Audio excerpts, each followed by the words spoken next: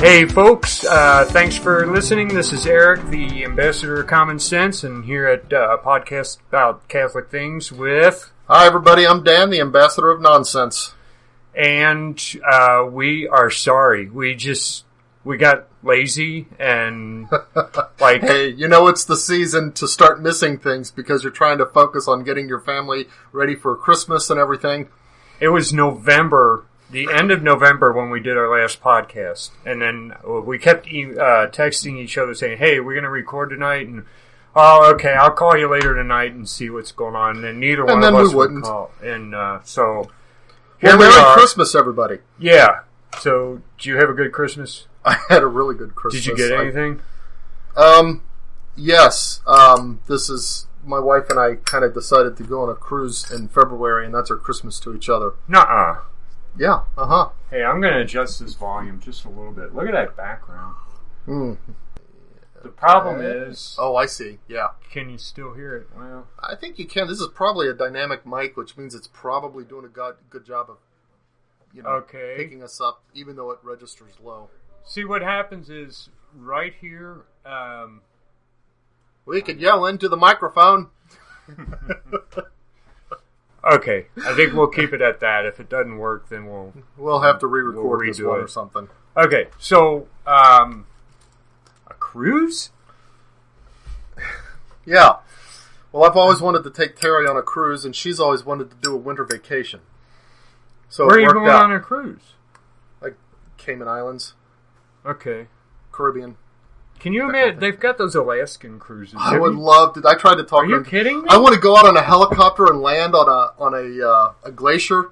Wouldn't it be cold? Where, in the Caribbean? In Alaska. Oh, yeah. In Alaska, it sure would. But I still want to go there on a cruise in the cold, what's the point?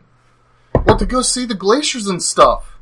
I know, but it's a cruise, so, I mean, out on the water... glaciers are mostly water phenomena, so... Just go to one of the parks and see the glacier and not go on a cruise. Glacier National Park or something? I did not get a cruise for Christmas. Did you get anything?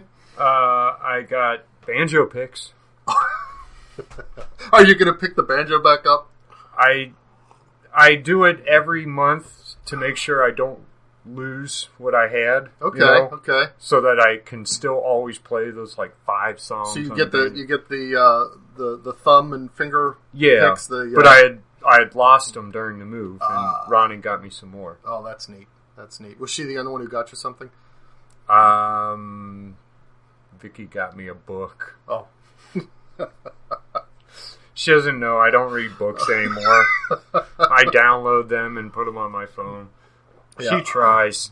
No, we spent everything on the kids. It was like, we're just not going to get each other stuff. I got stuff from my mother-in-law. She got me the Cardinal Ratzinger's collected works on the theology of the liturgy. Huh. So but when you're if he wrote it as Cardinal Ratzinger, still, wouldn't you still refer to him as Pope Benedict XVI? I know, but you know what? This is embarrassing. I couldn't think of the word Benedict at that time, so I said Ratzinger. Okay.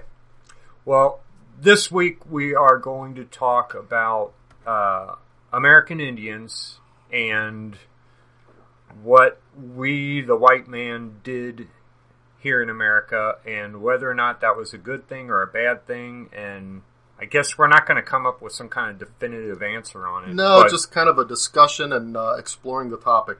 Mm-hmm. So, when it comes to the Native Americans, first of all, you're talking about several hundred tribes, and they're spread out all across from up in Alaska all the way down to South America. Mm-hmm. A whole bunch of different languages, a whole bunch of different cultures.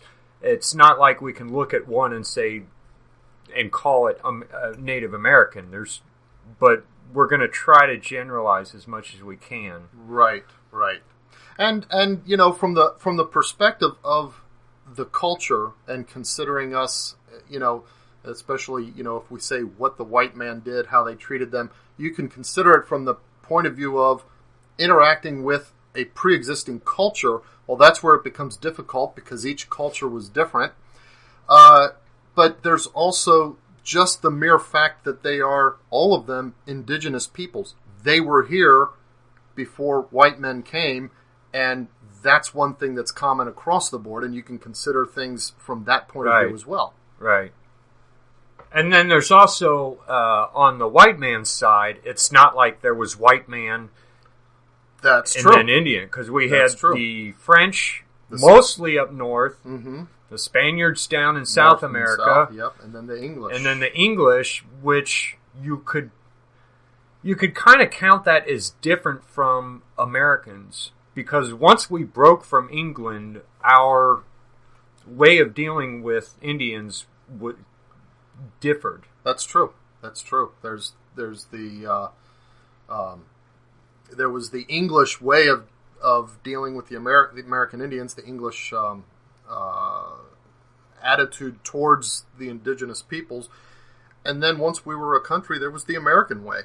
Yeah, and they were very different.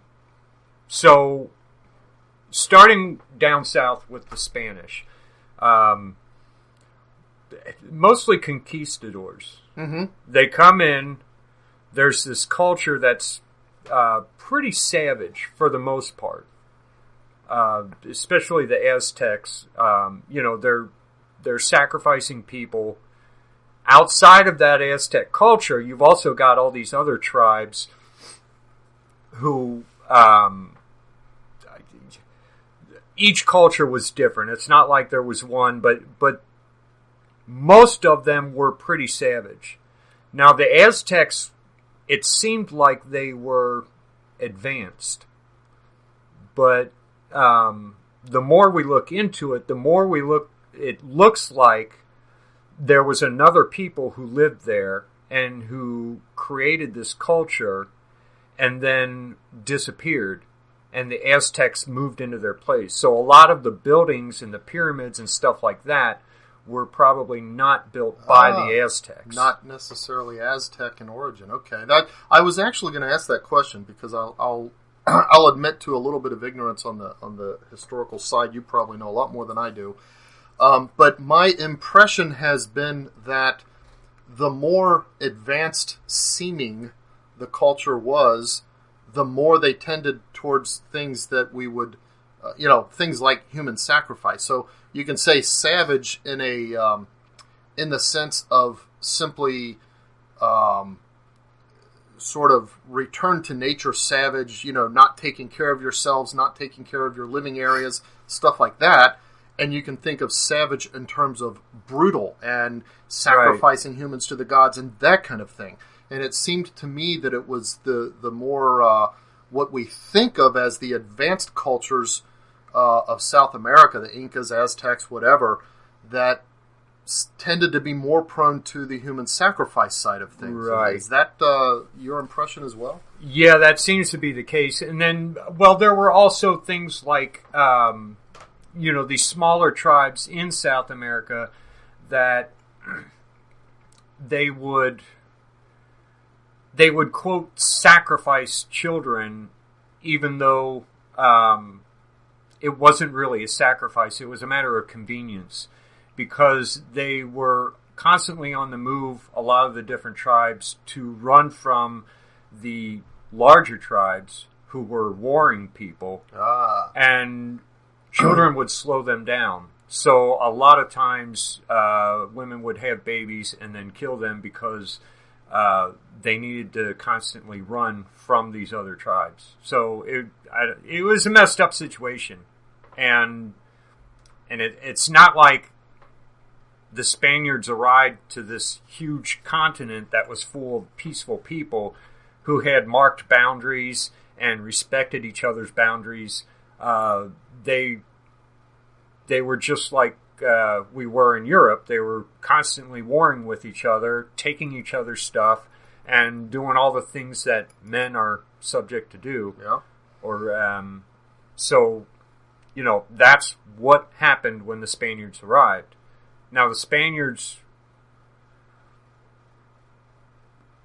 when they saw this, there was two things they were going after. Number one was to convert them to Christianity. Number two was to take all their gold. And, I mean, I guess when it comes down to it, we wanted to evangelize these people, which we did do, and that evangelization is still alive in South America, especially with things because it would happen in like Guadalupe. But in order to do that, you would send missionaries over, but those missionaries had to be safe. So you also sent troops over, and they would build forts, and that's where the missionaries lived. And then on top of that, someone had to pay for all this. And the way they paid for it was to take the money and the gold and everything that was there. And I guess you'd say they went kind of overboard and they took everything. Yeah. But at the same time, they also populated the continent and mingled with the Indians that were living there. And my understanding is that there's still a lot of Native American tribes in South America that are still fighting for land rights there. It's not quite as settled as it is in North America. Right. Yeah, that makes sense. Well, there's this image, this kind of accusation, if you will, against the Spaniards' treatments of the American, kind of summed up in the term Black Death. They refer to the Spaniard treatment of the American Indians as the Black Death, meaning that the Spanish simply brought a lot of exploitation and death to the American Indian tribes. And I think that it's kind of interesting that the Black Death rumor, if you want to call it that, the accusation, I don't think it was actually invented by American Indians. I think it was actually invented by other European countries, maybe the French or the English, as a way of justifying maybe their wars against the Spanish in these areas. I don't know. But it also simplifies the situation. I know that in a lot of the communities where the Spanish were, and the Spanish did see themselves as overlords of the Indians when they would go in and evangelize and then take over a community. They were kind of overlords, but they weren't overlords in the sense that you had like two different races and one was in charge of another. Like Eric just said, they mixed with them. They intermarried and so on and so forth. But there were those put in charge, and then those who under their charge would work and exist in the communities, and it was, in some sense, they were planned economies to a degree and so forth. But there were a number of instances where the Spanish lords there was a hierarchy of they had the lords, and then they had the more regional governors and so forth, and the Spanish lords who worked directly with the communities and lived in the communities and knew them would often complain to the Spanish king about the treatment of the more regional governors who were very cruel and who tended to be more exploitative. Sometimes these complaints fell on deaf ears. Sometimes they were heated. I think a lot of times it depended on who the monarch in Spain at the time was. At the same time, in a lot of the same regions, you've also got the Portuguese who are coming to South America simply to catch slaves, and then sail back to Portugal or Spain and sell them. And I don't know what to say about that. They did do that, and they did do that, and that activity might have you could see how that would become associated with the Spaniards as well. Their language is similar, not exactly the same. Portuguese and Spanish. Right. So, but that's what happened. So that's and Okay. that's the. But there was some Spanish movement even up into the western side, right? I mean, a lot of the towns in California, were Spanish missionary settlements, weren't they? I mean, when we started moving west, we basically took California and Texas, which had been settled by then it would have been Mexicans, because the Spanish had become, there was a lot of mingling with the American Indians there, and eventually we got this whole group of people called Mexicans, and they had moved up all the way into California. Mm-hmm. We just took it from them. But yeah, they had gone all the way down at the tip of North America, all the way up into South America, all the way up into North America, and a lot of Texas, and a lot of California as well. Mm-hmm. Now, at the same time, way up north, we've got the French and the English kind of duking it out over the territories. Right. And I'm talking about Canada now mostly. Mm-hmm. The French, when they sent people, they sent armies to build forts, and they sent missionaries to convert the people. Most of what they were interested in was trade. They would trade with the Indians that were here. Right. And so there were some French settlers, but not a lot. You had, down in, New Orleans, parts of that area, and the Cajun people, those were the French settlers. And then up further north in Canada, we had a lot of French. And there was some squabbles over the land, but in the same regions you have the English, who are sending colonists over, who are not necessarily interested in trading with the Indians. The idea was the colonies would produce things and then send it to England.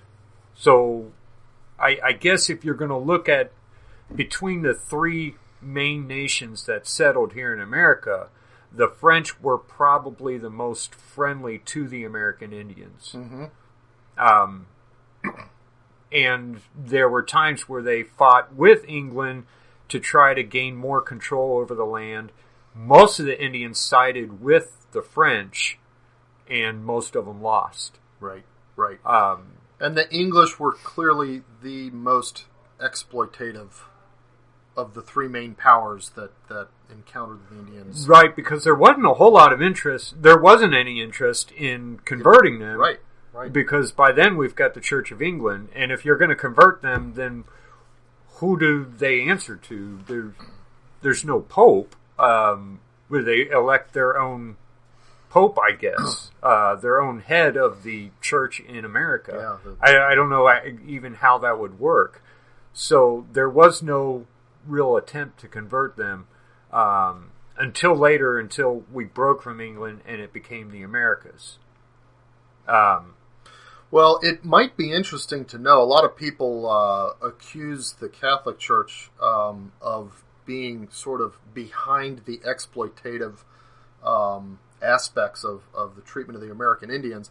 And they do that largely by extension of the fact that the Catholic Church naturally and appropriately always sees people in terms of evangelization. That we have a commission to bring the gospel to the whole world, including native peoples. There's no such thing as an appropriate response to people that says, yeah, don't mix with those people because you might disturb their culture. We're supposed to disturb their cultures. We're supposed to bring them the gospel.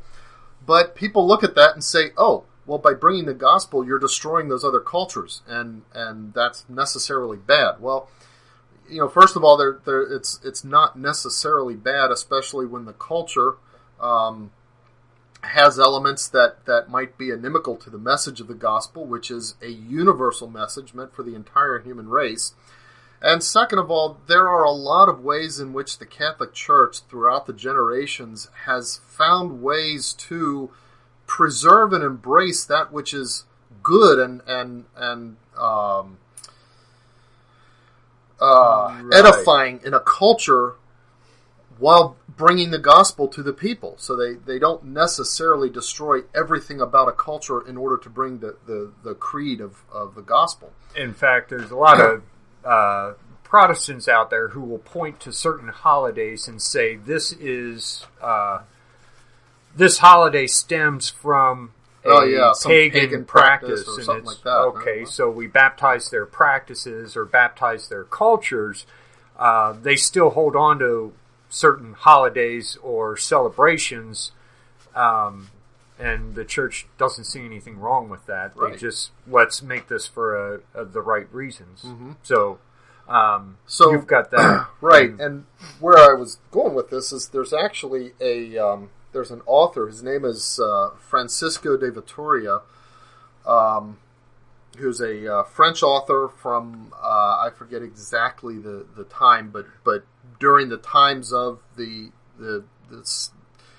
some of the Indian, we might call the Indian troubles, certainly not from the early time, of the immediate post-Columbus discovery settlements, but he's a philosopher and a Catholic author, and he wrote a defense of the American Indians that's very detailed and systematic, kind of sort of Thomistic, like, referring to Thomas Aquinas, in its approach to thinking about what is the right way to treat and approach the American Indians. Now, in large measure, and he even acknowledges this, a lot of this is moot because the damage has already been done, and right. in many cases, lands had been taken away from the Indian tribes and the Indian princes. He uses the word prince to just generally refer to a ruler of a people,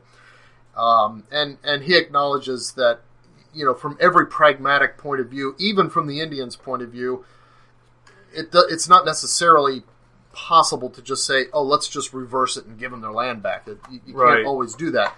But he very systematically shows why, from the beginning, we should have respected their ownership of the lands, not only in terms of thinking of ownership of private property, but ownership of dominion, and in terms of, whether it's on a small tribal level or a broader cultural level or a societal level, that these are the people who own these lands, just like, the English own the land of England, or the Portuguese own the land of Portugal. And he shows how, from a Catholic perspective, the Indians owned that land, and that should have been respected from the beginning. Okay, so he would have been against pretty much almost everything that the white man did. Except the evangelization. I mean, interacting with them, engaging in trade with them, helping them to better themselves, but from the point of view of saying, oh, you guys are doing it wrong, we're going to take over. Mm-hmm. Yes, he would have been against that. Okay. And it's very difficult to find, that there was any flaw from a Catholic perspective in his arguments, and he even addresses a number of the objections people might have to his arguments and shows why those objections are incorrect. But he was writing from he admits a lot of it is moot because he was writing from kind of a retrospective mindset there. What about the point that we're talking about groups of people, and the Indians were no different than the white men who were coming here, except that they were so divided amongst themselves, whereas the white man and the Europeans had their societies were organized so that there were large numbers of them that were united as nations, but that those nations, much like the Indian tribes, were constantly looking to conquer and take land. Mm-hmm. Yep. And it's just what people do. It's what the Indians kind did. Of what people do. It's what Spaniards did and French and everyone else. And it's just, it's one of those deals where if we hadn't done what we did, speaking of, I guess we'll talk as if we were the original English colonists, even though we're not English. But the Americans originated from the English colonists. Right. That's where America came government. from. But if the English colonists had not done what they had done, someone else would have. Eventually, this land would have been conquered because the Indians were, because they weren't united, they were going to get taken eventually because they had no way to defend their land. That's true. That's true.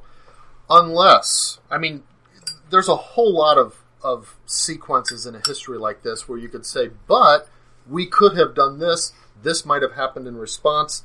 But the problem is when you say we could have done something, you're kind of speaking from a more considered, retrospective, and let's pretend that we were perfect at the beginning, right? Kind of point of view. Well, and then if we were perfect at the beginning, there's a whole lot of other stuff that wouldn't have happened anyway. Right. But if we were, say, more perfectly in tune with, say, our obligations, if we were less, let's say, ambitious and exploitative, and more perfectly about bringing the gospel to new people and letting the gospel spread among those people without taking, what those people have, is it possible that in their newfound Christianity, which certainly would have had problems. I mean, a tribal leader may, use religion to keep his power, and so maybe he wants to suppress this new religion, and that goes on. But had they converted, would that have become a basis for a more slowly growing and organic unity among the tribes that could have grown into a nation? Which is how many of the peoples in Europe developed. Right. And it's possible, kind of. There's a couple things here, though. First of all, we've got these American colonies, and a lot of them had borders that the Indians respected. Mm-hmm. Because a lot of the colonies had actually purchased land from the tribes that were living in those areas. Now, a lot of those purchases were made because the Indians living here saw this flood of white men coming in, and they knew they had seen us fight, and they knew that there wasn't a lot they could do to stop us. So they got some money for the land, and then at the same time, there was a lot of trickery going on.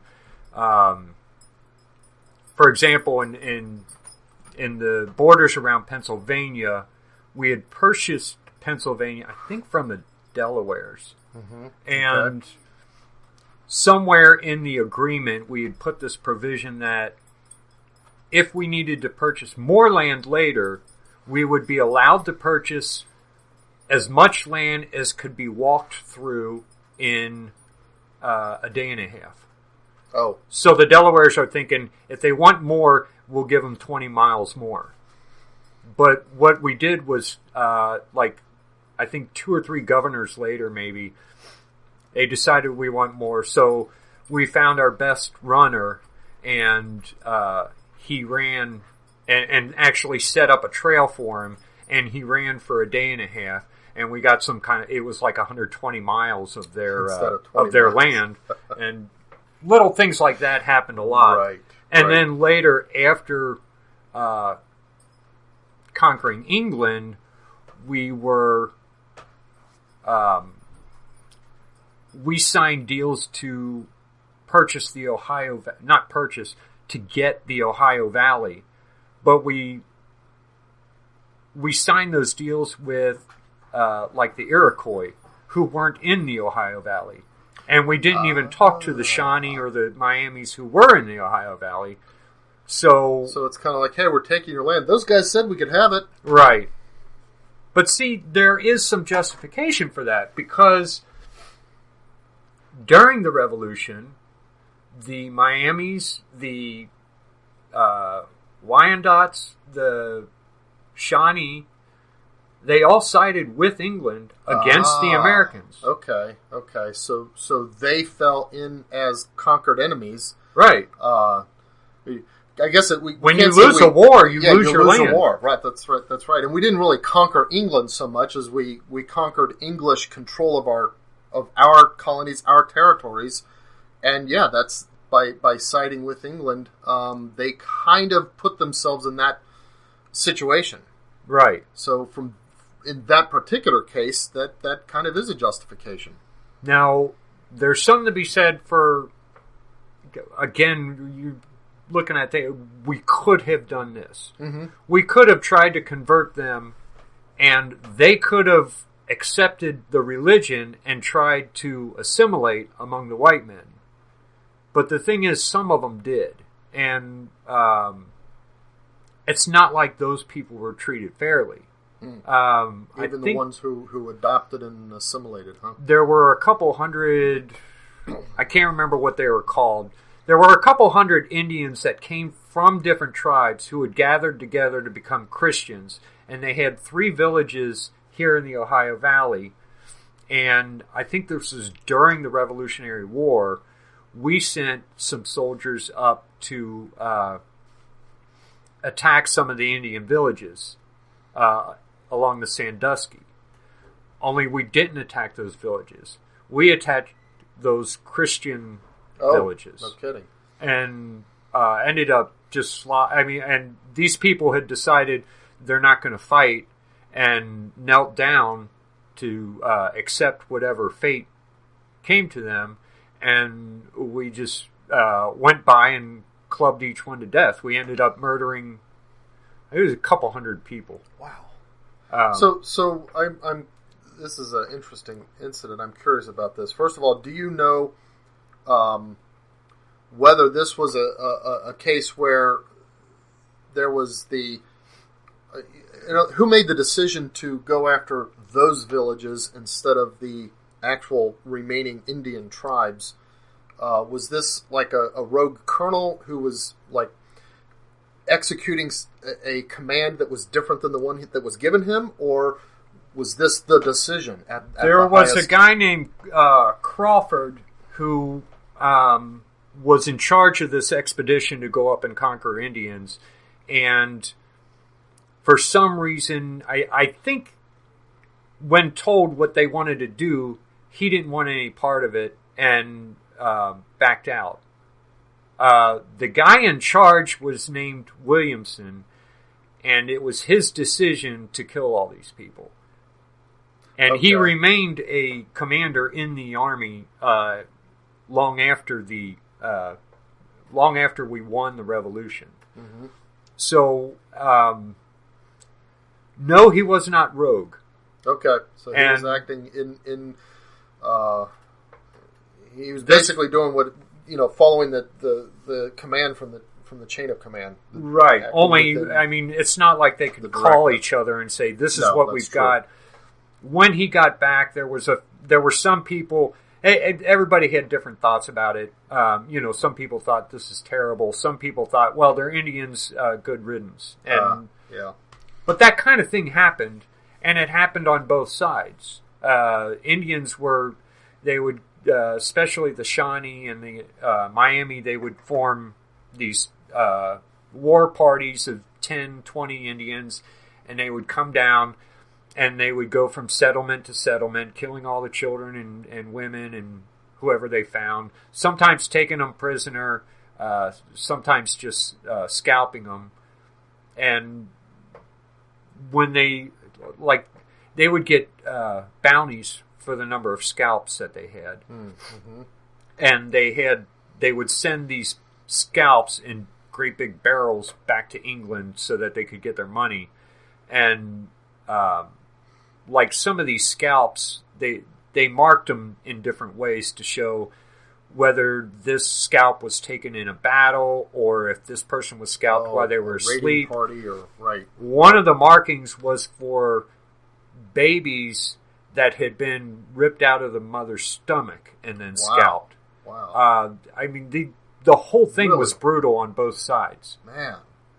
So you can see how the white man sees these Indians who are doing these kinds of things want them defeated. Not just converted, but defeated. And I guess... But think about the brutality of the British to support that, even in support of the war, to maintain control of the colonies. Wow. Yeah. So, I don't, in the end, we didn't give them a chance to assimilate. Mm-hmm. We tried to force them to assimilate years later when we were trying to take over the West, and we would take these Indian tribes, round them up, take all the children to a Christian school, more like a Christian orphanage, and try to force Christianity on them. The problem is, it's not like they were treated as people after they converted. I mean, they weren't even citizens of the United States, even if they took a Christian name and became Christian. And you go back as far as the 50s and 60s,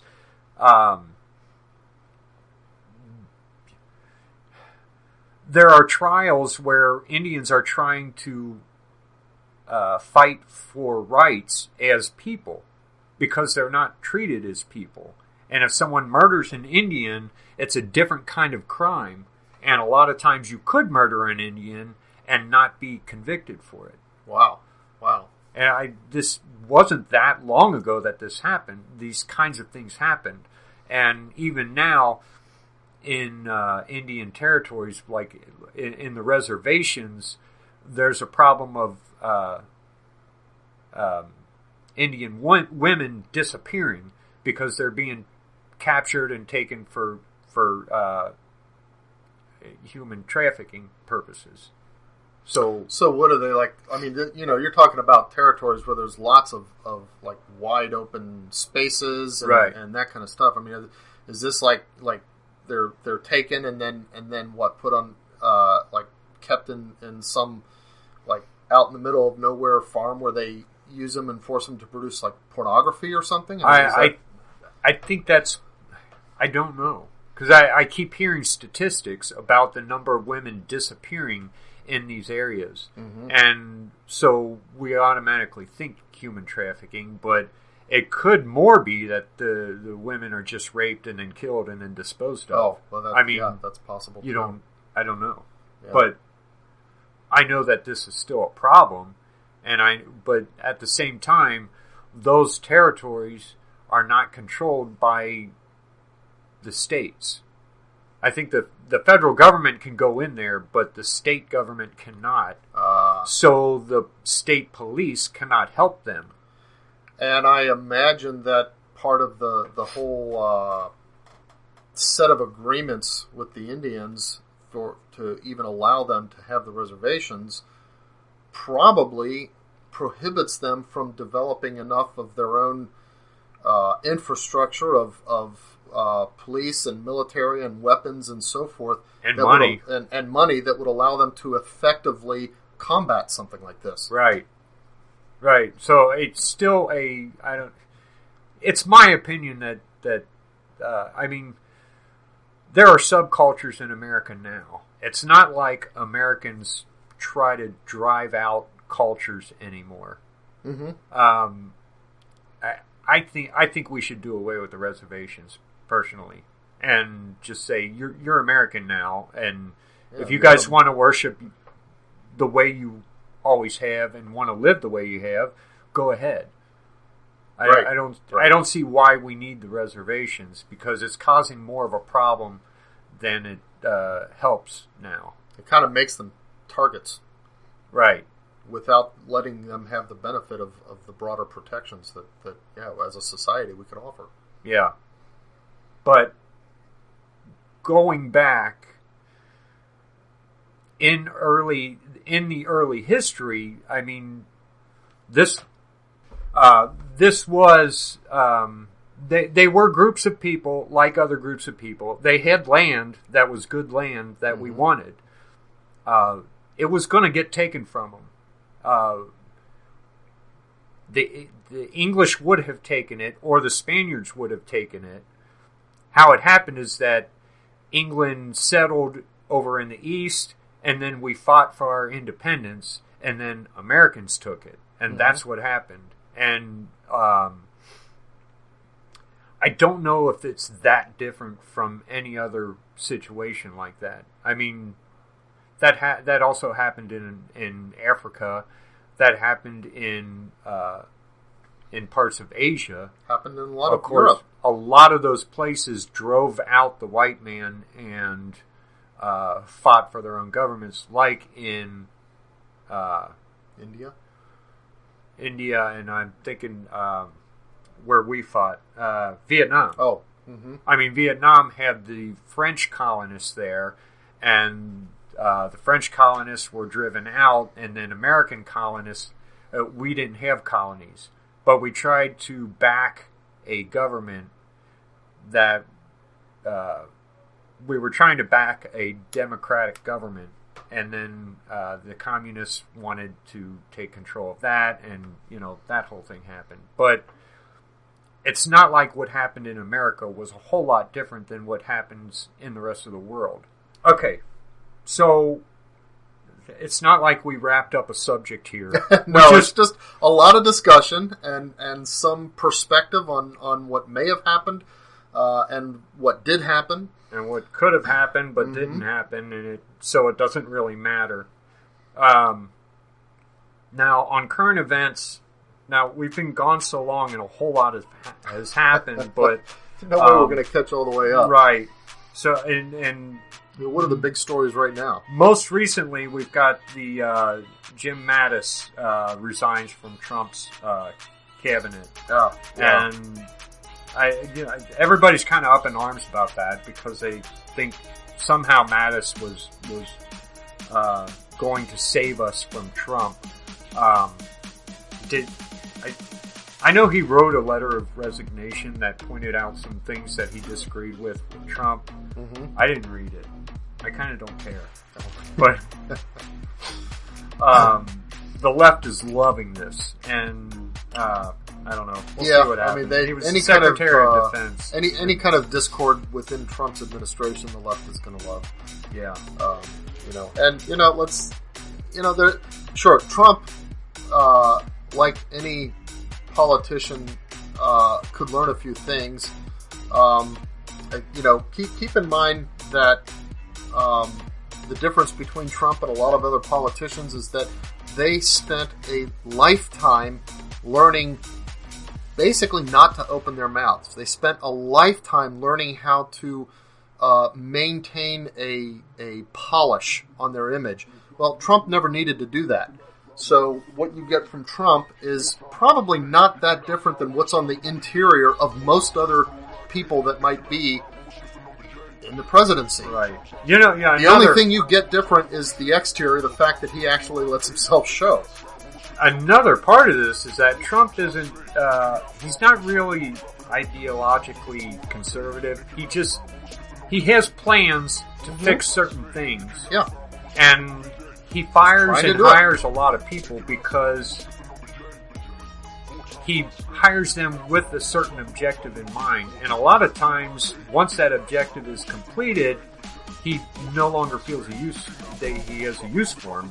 He's got something else he wants to do now, and he hires a different person to do that. Fires a different team. Yeah. Now, he didn't fire Jim Mattis, but still.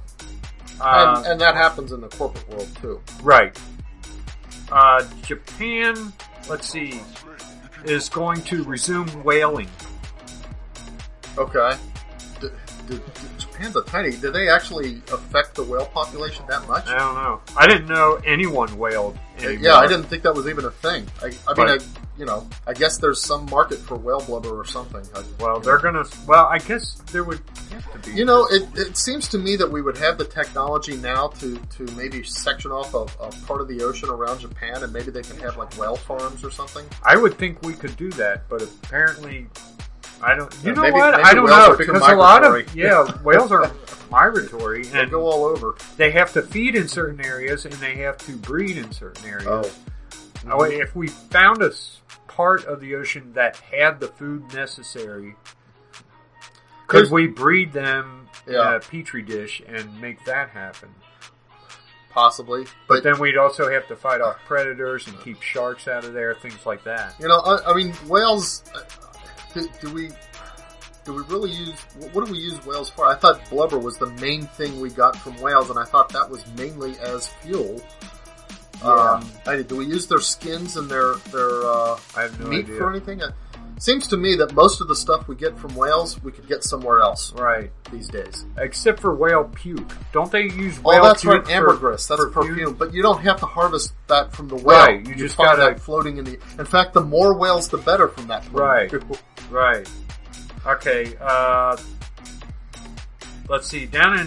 Over in Australia... Vienna, Australia, there's 5 Christian monks who are tied up and robbed. The church is robbed, and then they're left there. I think they're all injured, but none of them are dead. Oh, okay. So this is just like Australian bandits or something? I guess so. Kind of brings an image of like Tuco and the good, the bad, and the ugly. Yeah, Australia is another area that. There were indigenous people there, and then England came and settled there. Turned it into a penal colony. There were colonies, and then they got their independence, and kind of the same thing. And there are still indigenous people there who, just like here, there are still American Indians who live and want to continue being indigenous instead of assimilating. Now, is that true? I heard somebody say that that Australia was largely unpeopled, that it was more animals and stuff. That because so much of it's desert and almost uninhabitable. So I think a lot of the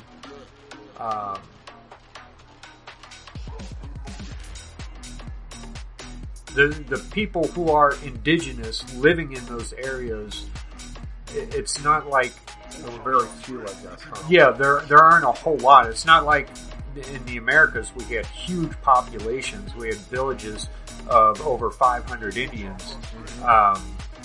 That's because there's a lot of room to grow and a lot of room to farm and a lot of room to hunt. But that's not the case in Australia, or most of Australia, I think. I'm not sure about it. That brings up one thing that I forgot to mention about the American Indians. As we were taking this land, it would have been easier for them to assimilate if they could have accepted the idea of using farm animals instead of hunting for food. Right. They absolutely refused to do this. Really? In their minds, hunting for food was how they... it's just how they lived. So the idea of breeding animals and raising them for food, or farming the land and using animals as labor... They did farm. Did they? Right. Okay. They grew corn and stuff, but they refused to grow animals. It was their understanding that this was how their God, how God fed them by sending these animals. So, as white man comes in, first of all, we're eliminating land where those animals would have lived. Second of all, we're like industrial hunting.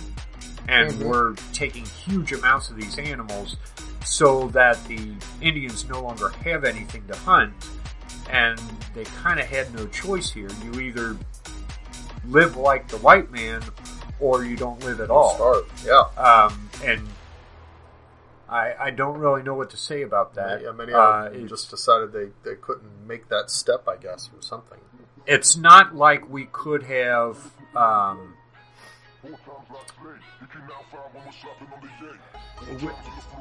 We couldn't have allowed them to stay, say, in the Ohio Valley without making it hard for them, because even though we're settling right to the east of there, we're still taking a lot of the land that the animals would have used, and the population of animals would have gone down regardless. Yeah.